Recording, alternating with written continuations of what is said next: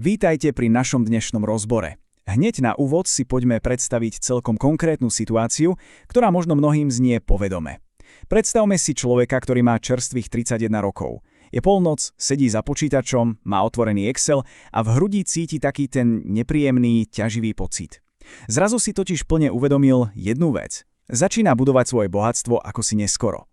Na krku má nejaké dlhy a na účte len minimálne úspory. Dnešný rozbor vôbec nebude o tom, ako zázračne a rýchlo zbohatnúť. Naopak, ukážeme si veľmi realistickú, postupnú mapu pre človeka, ktorý svoju 20-ku finančne, povedzme si úprimne, tak trochu prespal. Uvidíme, že táto situácia je absolútne riešiteľná a dokonca, čuduj sa svete, prináša so sebou aj určité nečakané výhody. Tak poďme na to. Dobre, aký je náš dnešný plán? Prejdeme si to v 6 krokoch. 1. Cena premrhanej 20-ky. 2. Prvé kroky a splácanie dlhov. 3. Momentum a zrýchlenie. 4. Takzvaná pasca porovnávania sa. 5. Výhody 30-tníkov a na záver číslo 6. Realistický výsledok v 45-ke. Časť 1. Cena premrhanej 20-ky. Začnime tou najťažšou fázou, úprimným pohľadom do spätného zrkadla. Viete, tá ľútosť väčšinou nepochádza z nejakých obrovských katastrofálnych chýb. Náš hrdina predsa neprehral všetky peniaze v kasíne. Tá skutočná cena je len súčtom malých, každodenných rozhodnutí. Nájom v byte, ktorý bol tak trochu drahší, než reálne potreboval, reštaurácie, predplatné služiem, na ktoré úplne zabudol, žil skrátka pre pohodlie, nie pre zložené úročenie. A toto je kľúčové uvedomenie. Začínať v 31-tke je v skutočnosti psychologicky horšie, ako začínať na čistej nule. Nula totiž nevie, o čo prišla. Tento človek ale začína s obrovskou ťarchou ľútosti, pretože veľmi dobre chápe matematiku, ktorú mal aplikovať už v 22-ke. Zoberme si teraz túto nepríjemnú, no úprimnú inventúru.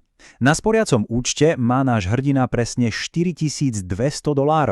Niekde u bývalého zamestnávateľa mu leží $7800 na dôchodkovom účte, na ktorý roky ani len neklikol, no a na 2 kreditných kartách svietí dlh $6100. Nie je to vyslovene tragédia, ale nie je to veru ani budovanie bohatstva. Tým úplne prvým nevyhnutným krokom k náprave je pozrieť sa presne na tieto čísla. Nezatvárať notebook, len prijať túto realitu a nechať tú zvláštnu zmes hanby a náhlej jasnosti, nech urobí svoju prácu. Presúvame sa k druhej časti, prvé kroky a splácanie dlhov. Dobrá správa, toto sa dá absolútne zachrániť. Vyžaduje si to ale radikálnu zmenu v tom, ako k peniazom pristupujeme. Hneď v prvý mesiac treba urobiť 3 nekompromisné kroky. Poprvé, presunúť ten starý dôchodkový účet konečne pod svoju kontrolu. Po druhé, zaviazať sa posielať $400 mesačne na kreditku s najvyšším úrokom. Áno, bude to bolieť. A po tretie, čo je doslova kľúčové, zautomatizovať $200 mesačne na investície. Tých $200 z nikoho hneď bohača neurobí, ale o to tu vôbec nejde. Ide o vybudovanie pevného návyku, aj keď sa tá suma zdá zo začiatku smiešná. A takto presne vstupujeme do obdobia, ktorému hovoríme rok dlhov. Úprimne, nie je na tom absolútne nič očarujúce. Je to len uťahovanie opaskov mesiac čo mesiac, až kým sa nevytvorí skutočná finančná rezerva. To ale ešte nie je výhra. To je len vytvorenie bezpečnej podlahy, aby človek nepadol hlbšie. A potom to príde, 14. mesiac. Zostatok na kreditke konečne ukazuje nádhernú nulu. Urobíte si screenshot, ktorý pravdepodobne v živote nikomu neukážete, pretože nikto iný by nepochopil, koľko neskutočného odriekania ten jeden obyčajný obrázok stál. Tretia časť, momentum a fáza zrýchlenia. V momente, keď sa ten dlh vymaže, zmení to nielen matematiku, ale aj celú psychológiu nášho hrdinu. Mimochodom, ak sa vám video zatiaľ páči, budem rád, ak zanecháte like a odber.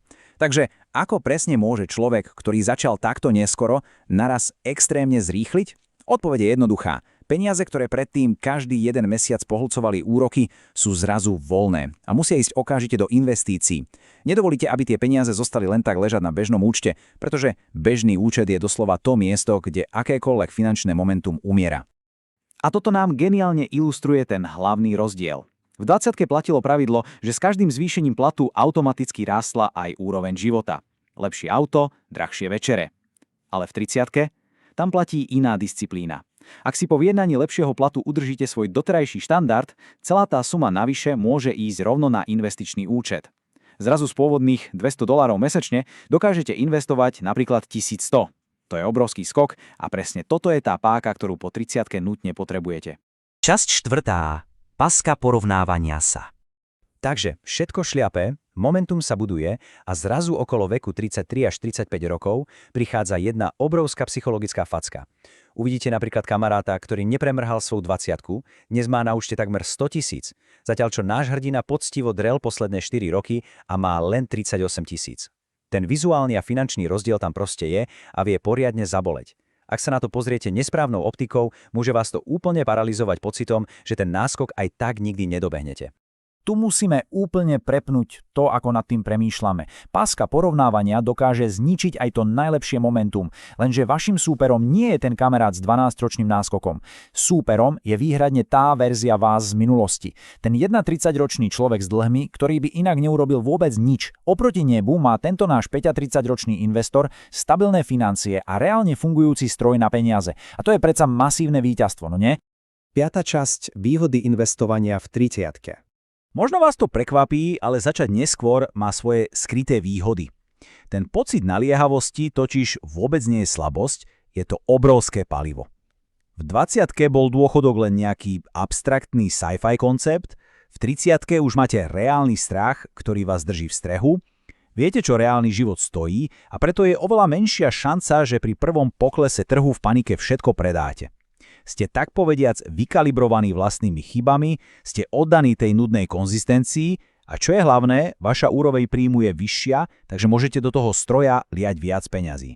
Následujúca dekáda má ale svoje jasné pravidlá. Musíte aktívne tlačiť na rast svojho príjmu v kariére, taktiež si to vyžaduje vybudovať štruktúrálnu ochranu, ako sú napríklad životné poistenie či závet. Veci, ktoré sa v 20-ke vzdali zbytočné.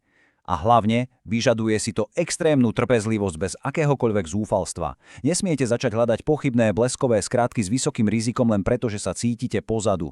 To by vás totiž len vrátilo na úplný začiatok. 6. časť a náš záver. Realistický výsledok vo veku 45 rokov.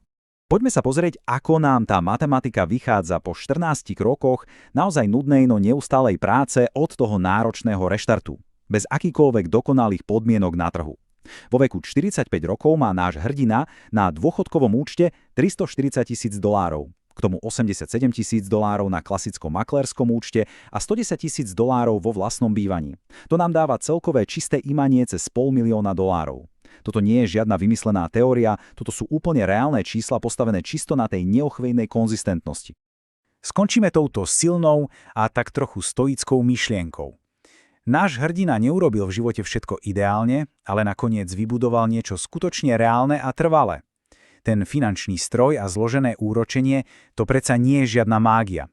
Ten stroj sa vôbec nepýta, koľko máte rokov alebo aké chyby ste spravili v minulosti. Odmeňuje výhradne len to, či začnete a neprestanete. Vezme každého, kto sa reálne ukáže a pracuje. A to je z tohto rozboru všetko. Na záver len pripomeniem, ak sa vám video páčilo, budem rád, ak zanecháte like a odber.